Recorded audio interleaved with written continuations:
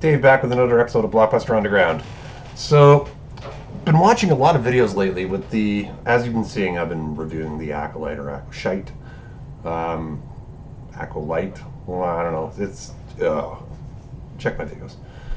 Anyway, been watching a lot of videos lately online about the critical response, not the critical response, the audience response to the Acolyte show. Last I checked, it was at 85 critics and 13% audience review.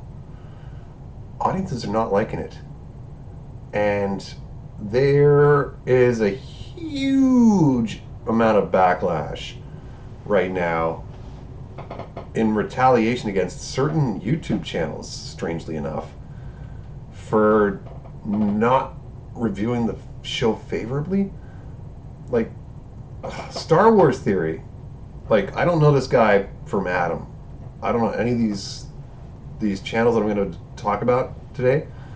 I'm not personal friends with them or anything like that. I've seen, like, Star Wars Theory I've been following for a while online. Great videos, great content all the time. Mr. H Reviews, Critical Drinker, Nerdrotic. Been following all of them. You know, tune in weekly for the open bar and all that fun stuff. Love to be on there someday, but anyway, I digress. The fan base are turning against these channels because they're basically calling out the Acolyte for being a fucking bullshit, terrible show that it is. And these people are getting cancellation threats and death threats. Like, are you fucking kidding me? What is wrong with this fucking world? Like, Star Wars Theory posted a thing like, spoiler alert, in the latest episode of Acolyte, they suddenly, oh, we need a character. Let's use Ki-Adi-Mundi. But he's not alive yet. Fuck it, they won't notice. Boom, put him into the episode. Completely go against everything that happened in episode 1, basically. And not to mention the fact that this guy's not even supposed to have been born for 40 freaking years or something. And they're like, oh, don't worry about it. The writer's excuse was, oh, we couldn't book Yoda. Like, for fuck's sakes, can we... Like, I get that the writers and the production and the showrunner and the stars are, you know, representing a proportion of society, which is great. I'm all for representation. It's awesome. But let's get some fucking people on here that know what the fuck they're doing, please. Like, come on. This is fucking Star Wars. It's not like... You've got 50 plus years of fucking backstory to work with here. Plus, with the expanded universe and everything else. Like, just... I get it. We want to hire this person because they're this way. Great. What do they know about Star Wars? Oh, they've never seen Star Wars. Oh, how much writing experience do they have? None. And, like... Everybody's got to get their start somewhere. I get it too. I've been there myself. But when you're talking about a $180 million budget for a Disney Plus show that has to get subscribers, because Disney's in a bad way right now with the whole... Like, since Endgame, this whole fucking... It's been downhill slide going on. I mean, some of the stuff I'm not going to disagree with. I'm not going to bitch here about it. Some of the stuff I've enjoyed, some not so much. The Acolyte, though, is basically the bottom of the barrel when it comes to putting in any effort. I've seen high school productions with better fucking storylines than this. I mean, and then these poor guys, for reviewing it, are getting fucking death threats. Like saying, oh, I wish you'd fucking gotten hit by a car. I'm not going to go into the specifics. I've seen some of the comments people have left, and it's disgusting. It's absolutely fucking disgusting. The comments that people are leaving. And this is just... Like, this is why people fucking bitch about the internet. It's like a bunch of toxic little trolls behind a keyboard somewhere, hiding in a basement. Hello, yes, I'm in a basement. I'm not intoxicated, but you know where I'm coming from, though. Come on. I mean... whatever happened to, like, everyone's entitled to their own opinion, and, let's constructively agree to disagree and have a conversation about what you thought was great, what I thought wasn't, and see if we can come to some sort of conclusion and common ground through that discussion, rather than just hurling shit at each other saying, oh, I wish you were fucking dead because you didn't like the show that I liked. Fuck you for spoiling this on the internet because I wanted to wait till I went to the movie to find that out. And because of that, I'm going to hunt you down and fucking kill you. Like, holy shit, people have way more free time on their hands, it seems, than I don't know. But I mean, what it boils down to, The Acolyte is just not a great show. It's not well written. I mean, I've got nothing against however Amanda Stenberg wants to spend her free time recording music videos. However they want to be represented. It doesn't bother me, but when it comes to the point where people are hurling death threats at each other, this is becoming just too much. I mean, I was talking to a friend today, and I'm like, this makes me wonder if I even want to keep this fucking channel going.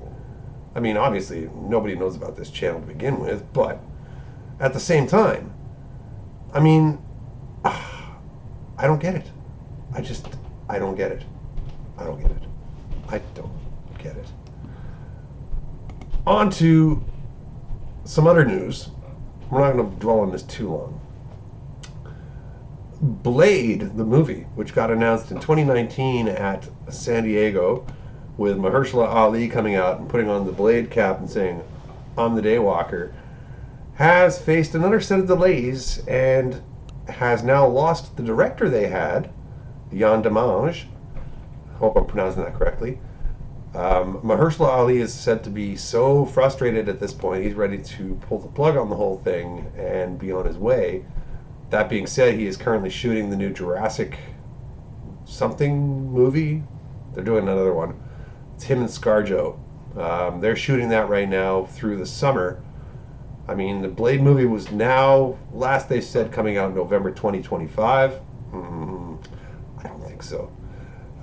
Probably going to be delayed a little bit further than that. But it baffles me how it's Blade. Like, it's not rocket science we're talking about here. It's a half human, half vampire who hunts vampires with a combination of swords and guns and silver objects. And how is this such a hard story to crack? I don't know. But, again, delayed, so who even knows when it's coming out now. When it comes to new Blu-ray releases coming up, tomorrow, if you're in the US, you'll be able to get your hands on the Ministry of Ungentlemanly Warfare.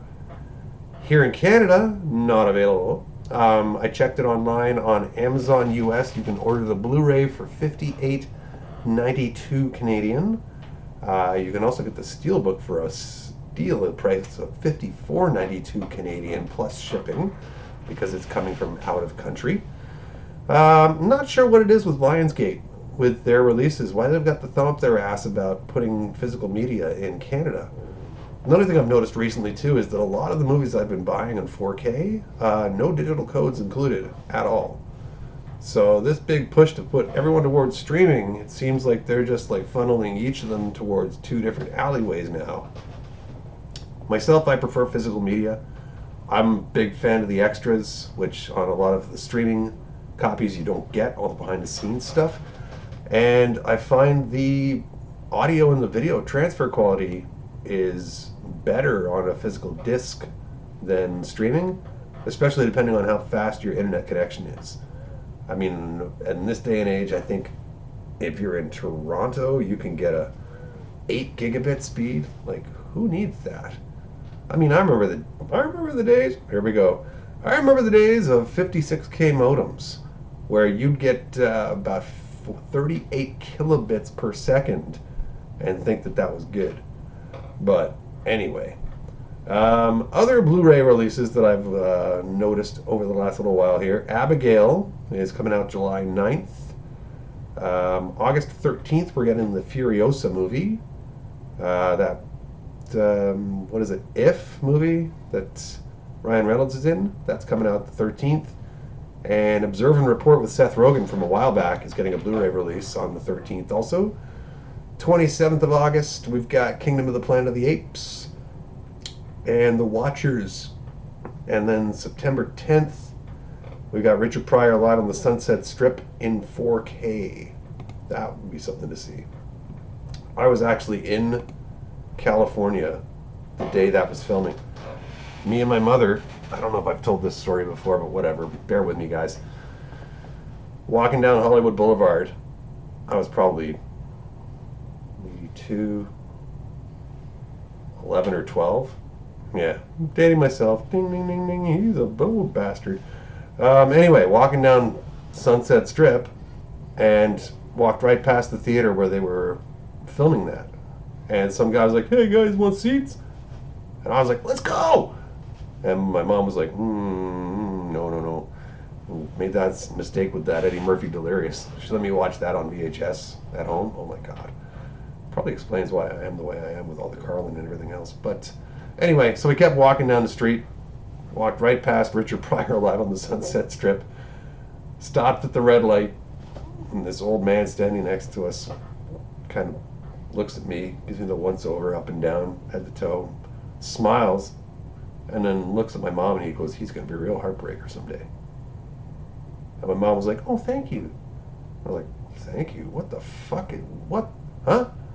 So the light turns green. We all go on our way. And a couple minutes later, my mom's like, "Realize who that was?" I'm like, "Who? The old guy at the red light?" And she goes, "Yeah." I'm like, "Who?" She goes, "That was George Burns." Of course, 12-year-old me was like, "George Burns, George Burns." Movie database running in my head. I mean, the guy that played God in that John Denver film? Holy shit. Should have known. He was wearing a trench coat, wearing a hat, glasses, smoking a cigar, and it was like 90 degrees out. But, yeah, so there's my little, one of my many celebrity encounters, you could say. But anyway, let me know what you think about all the brouhaha about the channels getting threatened because they don't agree with the Acolyte. Do you like the show? I'm still going to keep watching because I got to find out who's Zipperheads, who's behind the mask there. Some people were saying it's Discount Ezra Miller. I think it could still be the Zabrak mom from the planet because we never saw her dead. Apparently OSHA saw, what was it, Anasea or whatever her name was, laying dead on the ground. So, I mean, she could have been faking her death. Hopefully we'll find out sooner because I don't know, I'm running out of steam with this. Luckily it's only 8 episodes, so I've only got to power through a few more. I'm liking season 4 of The Boys right now. That's getting mixed audience reviews, which is weird because maybe I've just got a sick sense of humor, but I'm enjoying it. Anyway, let me get this posted up. In the comments below, let me know what you think. Are you liking The Acolyte? Do you not like The Acolyte? Do you agree with what's going on with these poor channels? Any other movies that you want to see me review for a Blockbuster Favorites, let me know. I'm going to keep going on those with some old classic reviews of older films. And we will catch you on the next video.